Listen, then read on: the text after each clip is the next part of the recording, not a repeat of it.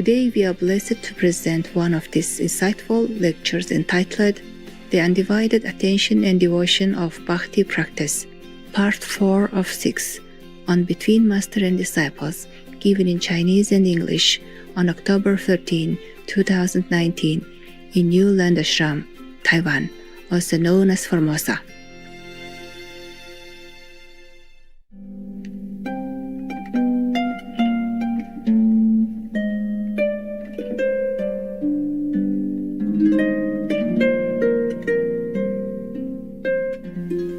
In India, as we know, they also have 4 castes of human in their country. The first is the Brahman, meaning the priest, because they follow Brahma, who is the creator of our 3 worlds, including this. So they call him Brahman. The Brahman don't just become Brahman because they are learned or erudite or anything like that. Maybe they just been born into a Brahman family and they inherit the title. So you don't touch these people, okay? Because they think if you touch them, their class will be gone. Yeah. They will scream at you and you will think, what have I done wrong? I just want to shake your hand. Don't shake hand. Nothing. Even your shadow, they avoid. Okay? If you go in their kitchen, cast your shadow on their food, they'll probably throw this food away. They won't let you go in kitchen anyway. They don't know if you are good or bad, if you are pure or not. Only Brahmin are pure. That's what they think. All right, so now there were the caste like that. And then the next caste is the Shakya. These are warriors and royalty, soldiers type, and royalty, yeah, like king, queen, princess, yeah, or general of the army, etc. The third caste is the business, and the fourth class is the Shudra. These are the lowest class in India, lowest caste. Because they used to be like a room in toilet and take away the human waste and go somewhere and throw it away. One time Buddha met one of them, one of these Shudra class people, and he was carrying his human waste on his shoulder. And there are 2 buckets, one on the back, one in the front, with a stick or something to carry. And then when he saw the Buddha, he was so ashamed because he knows he's not a high class and he's doing a very lowly job and smelly and dirty job. So he saw the Buddha, he was so scared that his bucket stumbled around and sprayed all over, even on the Buddha. And he was trying to hide himself, and he was so ashamed, and he was crying, and the Buddha come touch him. Nobody would do that. You know, Buddha is first class, you see, the royal caste. Nobody would touch a Shudra caste, the lowly, the laborer, especially the scavenger with the human waste around him. But Buddha touched him.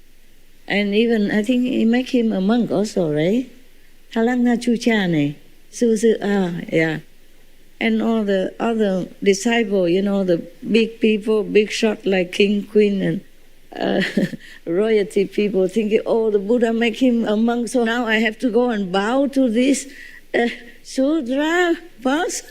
Oh, at that time, there are many controversy within the Buddha's followers, because the Buddha sometimes make beggars into monks and make a Shudra, the one who room toilet stuff, a human waste stuff, into a monk. And then many of the Buddha followers, a king, queen, princess, prince, general, high officials in the courts, etc., etc., they were not very happy. But later on, these so-called lowly class people, like beggars or Shudra, become arhat in a short time, because they're so pure, so humble. You know, because in India, that's the lowliest class that you can be, the beggar and the Shudra. Therefore, they're so humble. They have no ambition. They have never dreamed of becoming anything. Because in India, the caste is the caste. You don't get out of that. But it was, I think, a misunderstanding. But nobody has been able to change it. Maybe in the beginning, a group of Indian practitioners somewhere when the first settlers grouped together in India somewhere, and they probably are practitioners like us.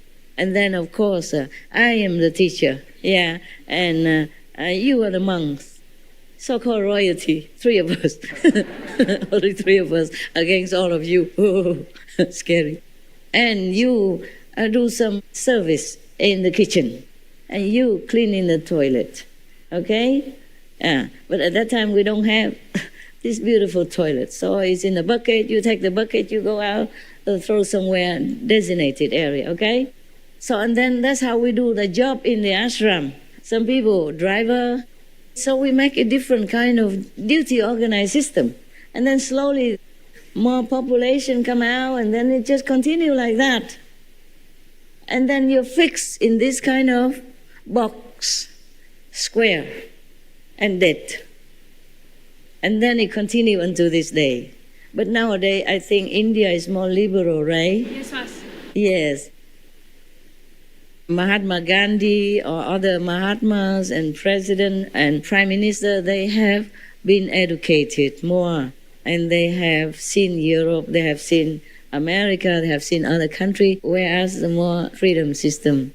And they came back and they infused that idea and way of life into Indian society.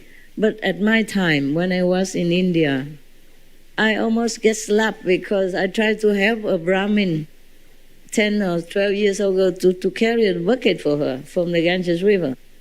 And she screamed and she threw the bucket and she ran away. I said, what have I done? What have I done? And the master who told me to meditate 1 week in the middle of the Ganges, he said, don't touch her. Don't talk to her even. She's Brahmin. Then I understood. I said, sorry, really sorry. I just wanted to help. You see, so in India, don't just help, huh? Don't. Even if you see an old woman alone and carrying something, say, let me. She might scream murder. And some police might come and ask, what did you want to do with this old, helpless, poor woman? Huh? You, foreigner. Huh? Passport? Where you come from? How long you stay? Why? What do you do here? Leave the woman alone. I said, okay, sorry. In America, Europe, or even in Asia, if we see an old woman, old man, we give our seat on the bus for them. We help them hold their hand to go across the street. And we help them carry their maybe heavy bag or luggage for a short period of time, wherever she's going, until she got somebody else or a taxi or something. That is encouraged and praised as a good behavior, good gentleman manner. Yeah.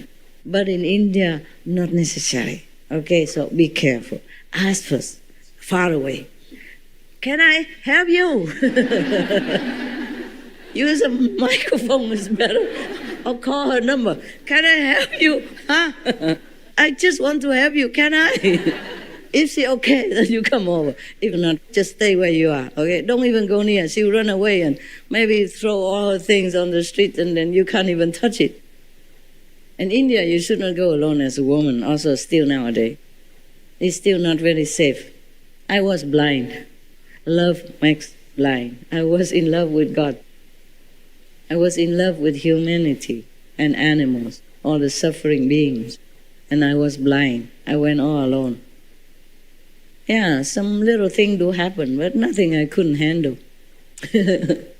I just tell them I have Kung Fu, for example. I did have Kung Fu. I didn't lie, though. I don't know if it's still working with my flopping muscle nowadays, but I had Kung Fu. That's it. Just a little note, and I talk so long, eh? Never mind. You love them, right? You love my notes. Yes.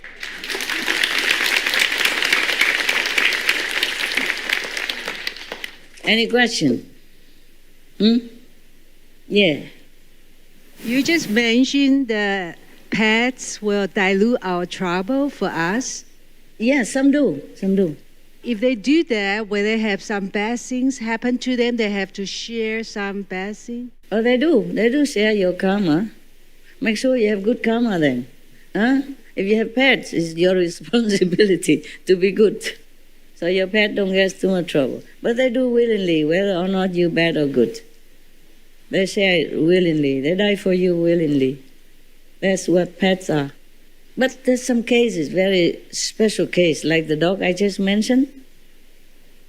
He went there just to help me, not to help that caretaker, very young already, powerful.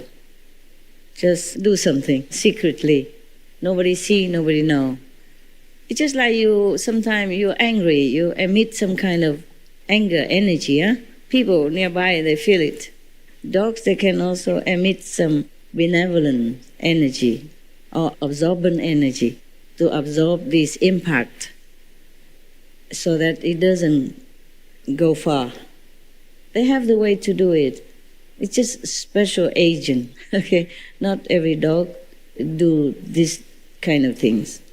Most dogs, they already do things they're good for the caretaker, but this is also good for the caretaker. That means lessen the karma of that caretaker, because if they harm me, that is terrible for them. Even I cannot rescue. I have told you that I could rescue the worst, but not my disciple when they are the worst, because they have been taught right from wrong, and they have been nourished in love, spiritual education, and blessing.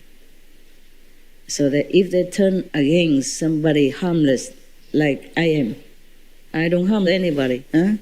Even if I'm not good teacher or bad teacher, we don't talk about that yet. I'm harmless. I only remind you to practice. If you come to my house, I make sure you're comfortable as much as I can afford. I would like to build more mansion for you. But what for? You won't stay long anyway. You just come for a few days and you go home. You have home. You're not homeless.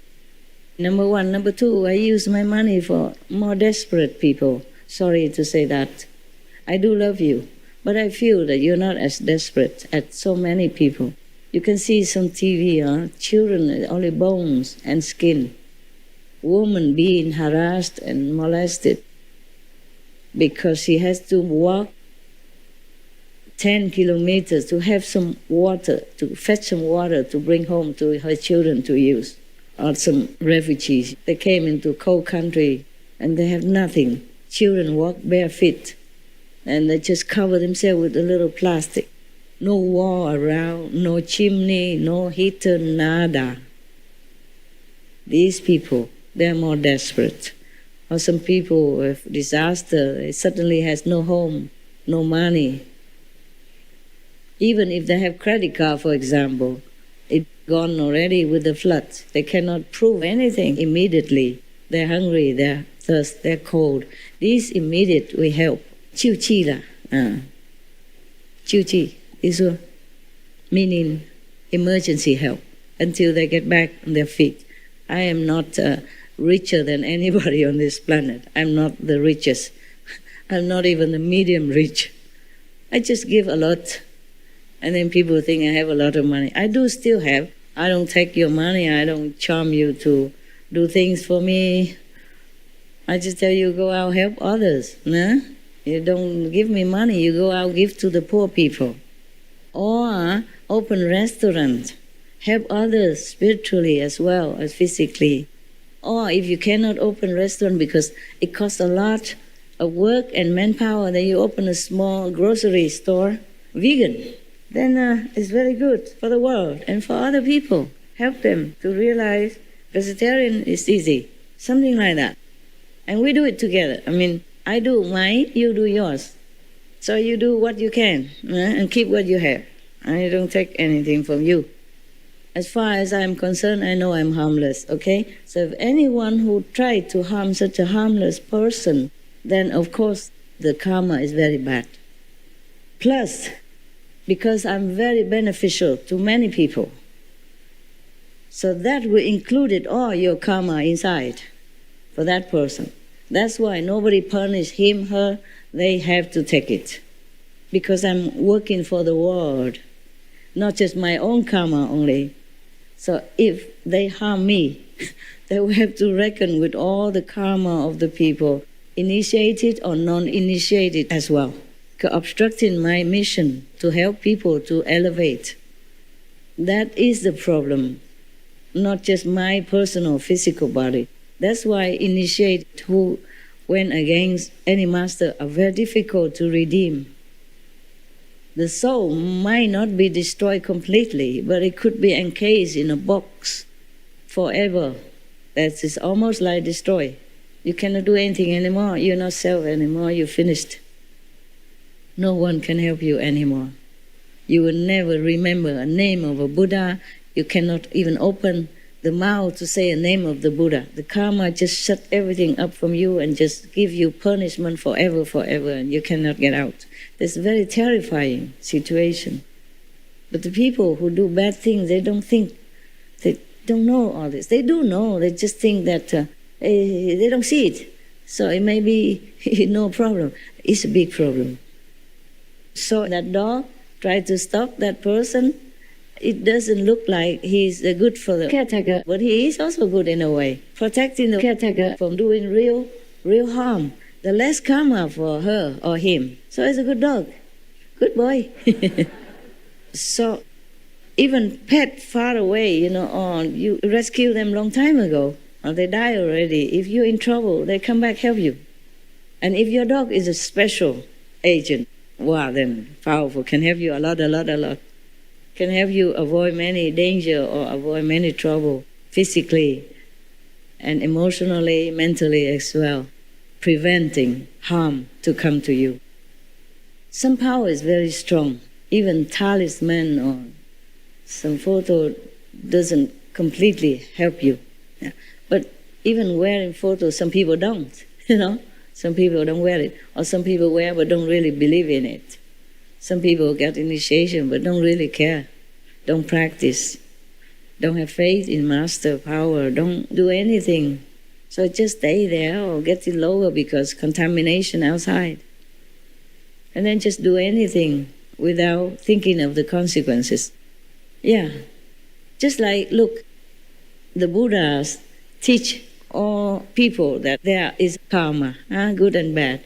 So try not to do bad karma. But how many people listen? There are still butcher, there are still liquor seller, there are still people who lend money and cheat and all kind of things.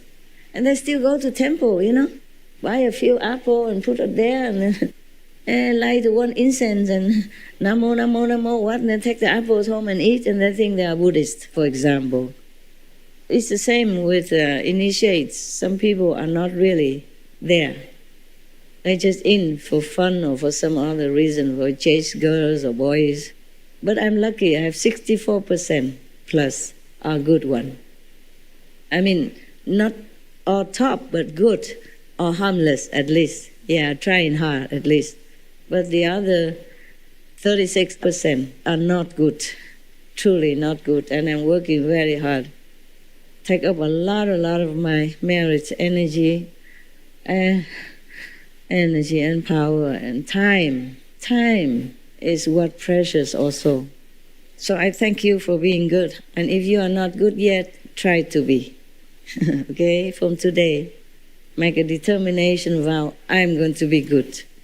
Yes, I take the 5 precepts seriously at least. And I don't try to bother people just for fun. I will mind my own business. I keep myself in good shape, good mind, good body, to serve myself and others whenever I can. Follow the Buddha's teaching. Follow Jesus' example of selfless love. Follow your dogs even.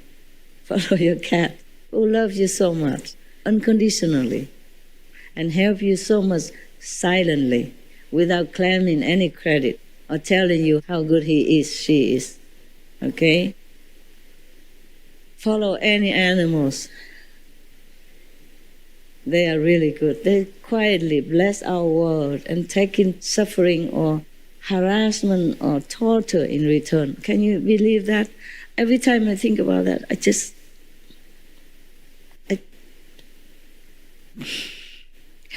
cannot bear it. It's so big injustice.